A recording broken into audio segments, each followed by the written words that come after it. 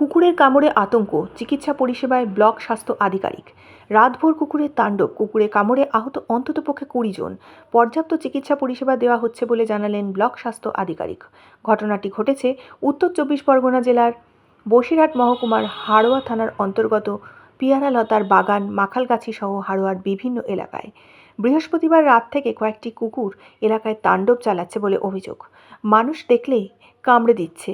এই ঘটনায় মহিলা শিশুসহ এখনও পর্যন্ত হাড়োয়া হাসপাতাল থেকে চিকিৎসা নিয়েছেন প্রায় 20 জন। এলাকার মানুষ জানাচ্ছেন তারা খুবই আতঙ্কে রয়েছেন, প্রশাসন একটা ব্যবস্থা নিক।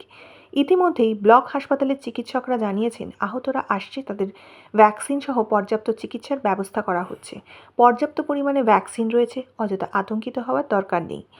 ঘটনা ঘটার সঙ্গে সঙ্গে যদি দ্রুত রোগীরা হাসপাতালে আসেন তাহলে আতঙ্কের কারণ নেই। তার পাশাপাশি ব্লক স্বাস্থ্য আধিকারিক ডাক্তার নফিউল ইসলাম জানিয়েছেন হাড়োয়া ব্লক তথা হাড়োয়া গ্রামীণ হাসপাতালে যথেষ্ট চিকিৎসার ব্যবস্থা রয়েছে। সময় মতো চিকিৎসা নিলে আতঙ্কিত হওয়ার কারণ নেই। এখনও পর্যন্ত যারা কুকুরের কামড়ে আহত এসেছেন তাদের প্রত্যেকেই যথেষ্ট চিকিৎসা দেওয়া হয়েছে এবং আগামীতেও দেওয়া হবে। কুকুরে কামড়েছে কতজনকে? কখন থেকে? ওই 10টা 10:30 সকাল। সকাল। কালকেও কতজনকে কামড়েছে কি? কালকেও ওরকম 3-4 জনকে কামড়েছে। আচ্ছা, এরা কোন জায়গা? মাখাল গেছে।